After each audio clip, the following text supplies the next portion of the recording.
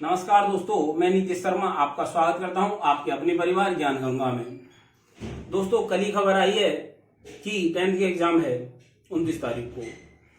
तो जो exam oriented question है, मोस्ट एक्सपेक्टेड क्वेश्चन है, और मेरा ये दावा रहेगा, मेरी ये पूरी कोशिश रहेगी कि 29 तारीख को जो एग्जाम लगने वाली है उसमें अधिक से अधिक क्वेश्चन क्या है मैं पढ़ा रहा हूँ उनमें से आए। तो बहुत महत्वपूर्ण क्वेश्चन को मैं आपको कराऊंगा। ये क्लास ओनली एग्जाम ओरिएंटेड है, केवल एग्जाम को ध्यान में रखते हुए उन्हीं क्वेश्चनों को कराया जा रहा है जो विगत कुछ वर्षों से आते हैं और आने की पूरी संभावना है। तो ज्यादा आपका समय नहीं लेते हुए मैं चलता हूं पहले क्वेश्चन पर। दोस्तों, क्वेश्चन की बात करें क्या है, एक 10 मीटर सीढ़ी, 10 मीटर की सीढ़ी है जो दीवार से भूमि से मतलब भूमि पर से दीवार पर 8 मीटर तक पहुंचती है। यहाँ पे एक खिड़की है, तो दीवार के आधार से सीढ़ी के निचले सिरे की दूरी याद करनी है। दोस्तों, क्या दे रखा क्वेश्चन में कि एक 10 मीटर की सीढ़ी है, वो भूमि के सहारे दीवार पर टिकी हुई है, और दीवार पर जिस जगह टिक रही है उस जगह दीवार की ऊंचाई क्या दे रखी है, 8 मीटर। तो हमें क्या याद करना है, दीवार से सीढ़ी की दूरी याद करनी है। तो क्वेश्चन हम समझते हैं, ये मान लो कि 8 मीटर की क्या है, दीवार है, 8 मीटर की दीवार है, और ये है 10 मीटर की सीढ़ी। ये 10 मीटर की सीढ़ी है, ए बी सी। तो क्या है, एसी 10 मीटर की सीढ़ी दे रखी है, एसी 10 मीटर की सीढ़ी दे रखी है, और जो ए बी है ये 8 मीटर की दीवार है। और हमसे क्या पूछा है, हमसे बीसी पूछा है दोस्तों। तो बहुत सिंपल है, क्या करना है, हमेशा कोई भी दीवार होगी तो वो 90 डिग्री पर होगी, हमेशा कोई भी दीवार 90 डिग्री पर होगी। और एक इजी सा क्वेश्चन है ये, और बहुत बार एग्जाम में आते रहता है। तो दोस्तों, क्या होता है, कर्ण का स्क्वायर बराबर आधार का स्क्वायर प्लस लंब का स्क्वायर। क्या होता है, कर्ण का स्क्वायर बराबर आधार का स्क्वायर प्लस लंब का स्क्वायर। तो क्या है, कर्ण का स्क्वायर बराबर आधार का स्क्वायर प्लस लंब का स्क्वायर। और कर्ण क्या दे रखा है, 10 का स्क्वायर। क्या दे रखा है, 10 का स्क्वायर। आधार क्या दे रखा है, बीसी, तो उसको बीसी का स्क्वायर। और लंब क्या दे रखा है, 8, तो 8 का स्क्वायर। क्या है, 8 का स्क्वायर। और 10 का स्क्वायर हम जानते हैं क्या है, 10 का स्क्वायर क्या है, 100। बीसी का स्क्वायर। और 8 का स्क्वायर कितना होता है, 64, 64 आ गया। अब दोस्तों, ये 100 है और ये 64 है, तो इसको हम इधर ले लेंगे तो क्या बन जाएगा, बीसी का स्क्वायर क्या आ जाएगा, 100 माइनस 64। तो ये कितना आ जाएगा, बराबर कितना आ जाएगा, 36। और यहां पे क्या आ गया, बीसी का स्क्वायर बराबर 36। बीसी बराबर क्या आ जाएगा, 36 किसका है, वर्ग है, 6 का स्क्वायर है ना, 6 का, तो ये 6 आ गया। तो बीसी बराबर क्या आ गया, 6 आ गया। तो हमें पता लग गया कि बीसी क्या है, तो दीवार से दूरी क्या है, 6 है, तो 6 हमारा उत्तर होगा। हम दोस्तों एक सिंपल क्वेश्चन से स्टार्ट किया है। यदि आपको समझ में आया हो तो मेरे वीडियो को लाइक करो, शेयर करो, और अधिक से अधिक प्यार दो, सब्सक्राइब दो, और हमारे परिवार को और बड़ा कर लो। दोस्तों, अब चलते हैं नेक्स्ट क्वेश्चन पे। दोस्तों, चलते हैं नेक्स्ट क्वेश्चन पर। तो नेक्स्ट क्वेश्चन क्या है, दो खंबे जिनकी ऊंचाई 6 मीटर और 11 मीटर है। दो खंबे हैं जिनकी एक 6 मीटर का है और एक 11 मीटर का है। ये समतल भूमि पर है। निचले सिरों के बीच की दूरी कितनी है, 12 मीटर है। भाई, जैसे दो खंबे खड़े हैं तो उनके जो बीच की दूरी है वो क्या है, 12 मीटर है। ऊपरी सिरों, इनके ऊपरी सिरे की बीच की दूरी याद करनी है। भाई, एक खंबा छोटा है और एक 6 मीटर का तो छोटा है, 11 मीटर का है तो बड़ा है। तो दोनों के बीच में जो दूरी है, जो खंभों के बीच में, ऊपरी सिरों के बीच में जो दूरी है वो हमें याद करनी है। देखें क्वेश्चन को किस प्रकार से करते हैं हम। हमने एक खंभा बना लिया और दूसरा खंभा बना लिया। ये दूरी हमें क्या दे रखी है, 12 मीटर। ये दूरी हमें क्या दे रखी है, 12 मीटर दे रखी है। ये 6 मीटर का खंभा होगा और ये 11 मीटर का होगा। ये 6 मीटर का होगा और ये 11 मीटर का होगा। लेकिन हमें पता है कि भाई जब ये यहाँ पे 6 मीटर है तो सेम हाइट पे ये भी 6 मीटर होगा, ये भी 6 मीटर, ये हाइट तो 6 मीटर होगी ना। जब ये हाइट 6 मीटर है तो ये हाइट भी 6 मीटर होगी। तो ये हाइट कितनी बची 6 में से, ये 5 मीटर बच जाएगी। ये 5 मीटर और ये 6 मीटर, टोटल हो जाएगा 11 मीटर। और हमारे पास क्या आ गया कि ये है 12 मीटर, आधार 12 मीटर, तो ये भी 12 मीटर, ये भी आधार मान लो। ये 12 मीटर आ गया, ये 5 मीटर आ गया। आधार आ गया, लंबा आ गया, आधार आ गया, लंबा आ गया। कर्ण निकालना है, सिंपल है, सिंपल है, कर्ण हमें निकालना है। इसको नाम दे लो ए, बी और सी, बस बहुत इजी क्वेश्चन हो गया। हमें ए सी निकालना है। ए सी का स्क्वायर बराबर क्या होगा, आधार का स्क्वायर प्लस लंब का स्क्वायर, आधार का स्क्वायर प्लस लंब का स्क्वायर। तो एक बार लिख लेते हैं, कर्ण का स्क्वायर बराबर क्या है, आधार का स्क्वायर प्लस लंब का स्क्वायर। कर्ण हमें पता नहीं है, तो कर्ण क्या है, ए सी। कर्ण क्या है, ए सी का स्क्वायर बराबर क्या है, आधार क्या दे रखा है 12, 12 का स्क्वायर, लंब कितना दे रखा है 5, 5, तो 5 का स्क्वायर। ठीक है, अब इन दोनों को ऐड करना है वर्ग करके। तो ये कितना, 12 का वर्ग 12 का वर्ग कितना होता है 144, 144 प्लस 5 का वर्ग कितना होता है 25। अब दोनों को ऐड करेंगे तो क्या आ जाएगा, तो 5 + 4 9 आ जाएगा, 6 आ जाएगा, 1 का 1 आ जाएगा। अब 169 AC का वर्ग, AC का स्क्वायर आ जाएगा। अब इधर स्क्वायर है तो इधर देखेंगे, अब स्क्वायर को हटाने के लिए इधर क्या आ जाएगा, अंडर रूट आ जाएगा, तो ये अंडर रूट आ जाएगा। तो AC बराबर क्या आ जाएगा, ये किसका है 13 का, 13 का, 13 का वर्ग ही तो होता है, 13 का वर्ग 169। तो इस प्रकार से हमारा उत्तर 13 आ जाएगा। तो AC बराबर कितना आ जाएगा, ये आ जाएगा 13 मीटर। ये हमारा उत्तर है। बहुत सारा क्वेश्चन है दोस्तों, इतने इजी क्वेश्चन है, ये 3 नंबर के आते हैं। क्या है एक्चुअली वो क्वेश्चन, ये जो आपकी यूनिट है ये 9 नंबर की है। एक तो आती है, एक आता है ऐसा क्वेश्चन 3 नंबर का जो हर बार आ रहा है, और एक आती है प्रमेय। तो एक मोस्ट इंपोर्टेंट प्रमेय मैं अब आपको कराने जा रहा हूं बच्चों, ये बहुत महत्वपूर्ण प्रमेय मैं आपके सामने, और मैं आशा करता हूं कि ये प्रमेय आपके एग्जाम में आएगी ही आएगी।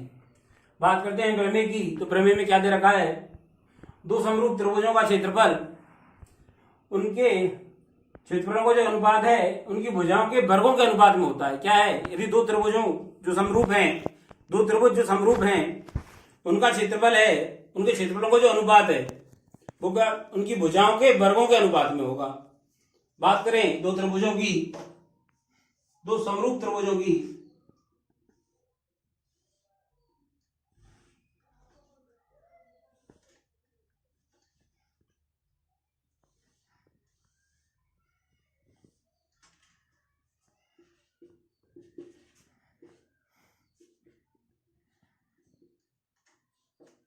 दो त्रिभुज हैं ABC और DEF, दो त्रिभुज हमें दे रखे हैं। मान लो ये त्रिभुज और ये दोनों त्रिभुज एक दूसरे के सर्वांग समरूप हैं, जो कि प्रमेय में पहले ही दे रखा है। तो क्या है, त्रिभुज ABC समरूप है त्रिभुज DEF के।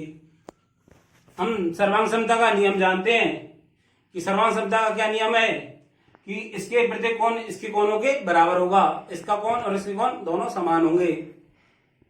तो हम लिख सकते हैं कि कोण B बराबर कोण E होगा, कोण A बराबर कोण D होगा, कोण C बराबर कोण F होगा। तो क्या होगा,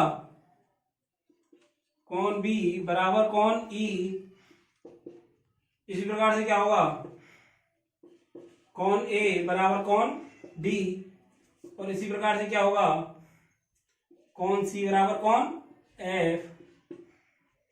ये तीनों कोण बराबर होंगे। आगे हम चलते हैं, यदि ये कोण बराबर हैं, लेकिन हम दूसरी चीज ये भी जानते हैं कि समरूप त्रिभुजों में क्या है, भुजाएं समान अनुपात में रहती हैं। जो AB भुजा है उसका अनुपात DE के साथ वही होगा जो BC का EF के साथ, और जो AC का DE के साथ। तो इसको भी हम लिख लेते हैं। तो ये पूरी चीज काम में आने वाली नहीं है, लेकिन क्या है कि मैं आपको कुछ ही प्रमेय और कुछ ही क्वेश्चन करा पाऊंगा, तो मैं हर चीज को डिटेल में आपको समझाने का प्रयास कर रहा हूं। जो AB भुजा है इसका अनुपात किसके साथ है, DE के साथ। इसी प्रकार BC भुजा का EF के साथ, और इसी प्रकार से AC भुजा का डी एफ के साथ, ये नंबर 1 और ये नंबर 2। दोस्तों दो हमने समीकरण प्राप्त कर लिए हैं, दो समीकरण हमने प्राप्त कर लिए हैं, एक तो भुजा का, एक तो कोण के साथ कि कोणों में क्या संबंध है, और एक भुजाओं का संबंध हमने ज्ञात कर लिया है। अब दोस्तों हम करते हैं एक रचना। रचना क्या है कि हम ए से लंब डालते हैं भुजा बीसी पर, और इसी प्रकार से डी से हम लंब डालते हैं किस पर, हमने दोनों शीर्षों से, दोनों त्रिभुज के शीर्षों से जो आधार पर लंब डाल लिया है। तो इस रचना में लिख लेते हैं, रचना क्या किया हमने, इस बिंदु को P और इसको Q नाम दे देते हैं। तो AP लंब किस पर है, BC पर, इसी प्रकार से, और DQ लंब है किस पर, EF पर। हमने क्या किया है दोस्तों, रचना की है। रचना में क्या है, BC पर लंब डाल लिया है AP, और EF पर हमने लंब डाला है DQ। हमने रचना कर ली है दोस्तों। इसका क्या फायदा होगा, हमें ये कौन तो पता ही है, ये कौन भी पता लग गया। हमें पता है कौन भी कौन ई के बराबर है, ये दोनों समकोण हैं, तो ये दोनों कोण भी बराबर होंगे। जब दो त्रिभुज के कोण समान है तो तीसरा भी समान होगा। जब दो कोण समान है त्रिभुज में तो तीसरा कोण भी समान होगा। तो इस प्रकार से दोस्तों त्रिभुज ABP और DEQ ये दोनों त्रिभुज क्या हो जाएंगे, समरूप हो जाएंगे। एक बार लिखते हैं, त्रिभुज ABP तथा, तो देख तो रहा होगा आपको, थोड़ा छोटा लिख रहा हूं क्योंकि स्पेस का थोड़ा कमी है। ABP तथा DEQ में, त्रिभुज DEQ में दोस्तों हमने दो त्रिभुज लिए हैं, ABP और DEQ। ABP और DEQ दो त्रिभुज लिए हैं। कौन B बराबर कौन B बराबर कौन E, और क्या है, ये समकोण है और ये भी समकोण है। तो कौन दूसरा क्या है, पहला तो ये लिख लिया, दूसरा क्या है, कौन P बराबर कौन Q, कौन P बराबर कौन Q। जब दोस्तों त्रिभुज के दो कोण समान है तो ये कौन अपने आप समान होगा, ये कौन इसके समान होगा। तो लिख सकते हैं कौन A बराबर कौन D, कौन A बराबर कौन D। दोस्तों त्रिभुज की बात कर रहा हूं, ABP त्रिभुज ये वाला त्रिभुज है और DEQ ये वाला त्रिभुज है। तो ये वाला कौन और ये वाला कौन समान होगा। तो हम कह सकते हैं, क्या कह सकते हैं इससे, त्रिभुज ABP समरूप है किसके, DEQ के। त्रिभुज ABP समरूप है त्रिभुज DEQ के। दोस्तों त्रिभुज ABP समरूप है त्रिभुज DEQ के। दोस्तों ये दोनों त्रिभुज समरूप हो गए, कौन कौन से, ABP और DEQ। तो हम लिख सकते हैं जब समरूप हैं तो क्या होगा, भुजा AB का अनुपात किसके साथ, DE के साथ। भुजा AB का अनुपात DE के साथ बराबर होगा AP का DQ के साथ। तो ये नंबर दोस्तों हमने क्या है, हम जानते हैं कि दो त्रिभुज यदि समरूप हैं तो उनकी भुजाओं का अनुपात समान रहता है। तो AB का अनुपात DE के साथ वही अनुपात होगा AP का अनुपात DQ के साथ। दोस्तों ये तीसरा नंबर का है। और दूसरे और तीसरे में हम देखें समीकरण 2 और 3 से,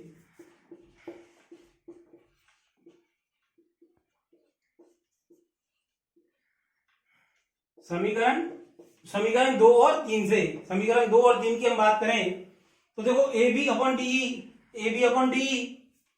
BC अपॉन EF। तो BC अपॉन EF दोस्तों दिख रहा है ना, BC अपॉन EF समीकरण 2 में दे रखा है, तो ये इसके बराबर हो जाएगा ना,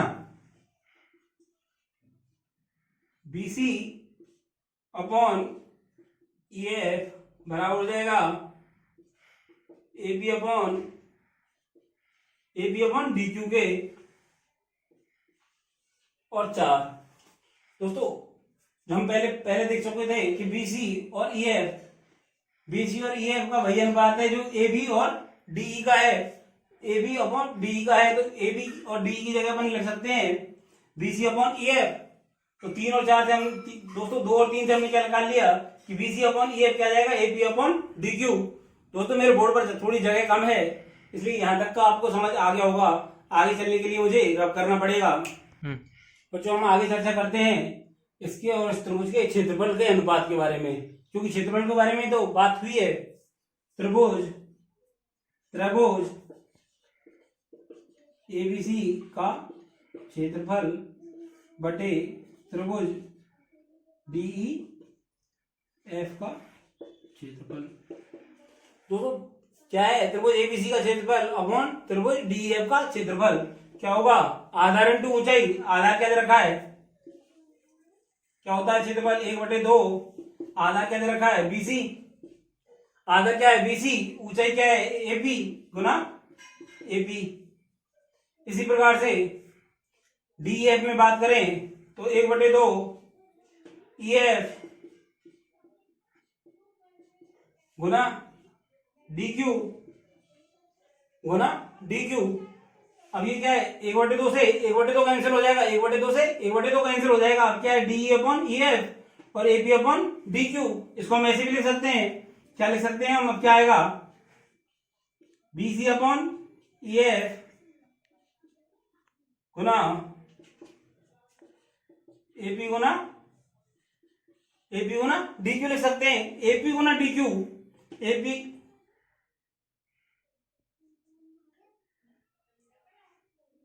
सकते हैं हम, बीसी गुना ई एफ लिख सकते हैं ना। तो समीकरण 4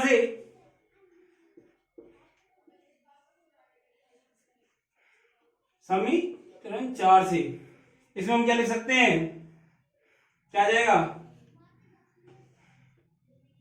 जाएगा, बीसी गुना ई एफ बराबर क्या आ जाएगा, मल्टीप्लाई में क्या आ जाएगा, एपी गुना डी क्यू। क्या लिख लेंगे अपन, बीसी गुना ई एफ लिख लेंगे। अब ये बीसी का स्क्वायर बटे ई एफ का स्क्वायर, ये तो बन जाएगा बराबर में क्या बन जाएगा, बीसी का स्क्वायर बटे ई एफ का स्क्वायर। अब ये समीकरण नंबर हो गया 5।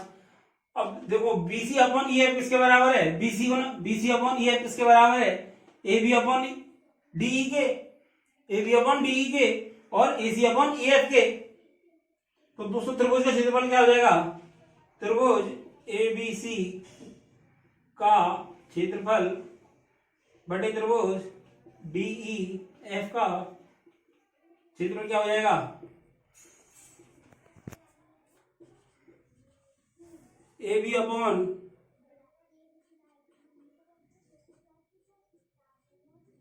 का स्क्वायर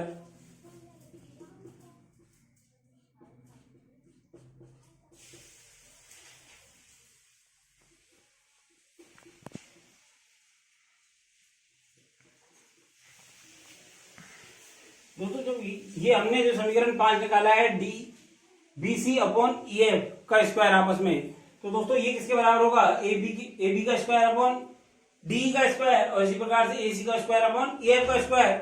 समीकरण 2 से ये तीनों बराबर हो जाएंगे। और ये क्या था, त्रिभुज एबीसी का क्षेत्रफल बटे त्रिभुज डीएफ का क्षेत्रफल। तो त्रिभुज एबीसी का क्षेत्रफल क्या होगा, चाहे हम भुजा एबी का स्क्वायर अपॉन डी का स्क्वायर ले लें, चाहे हम ले लें बीसी का स्क्वायर अपॉन ई एफ का स्क्वायर, चाहे हम ले लें एसी का स्क्वायर अपॉन डीएफ का स्क्वायर। और यही हमें सिद्ध करना था, सिद्ध भी हमें यही करना था कि संगत भुजाओं के वर्गों के अनुपात के बराबर होता है।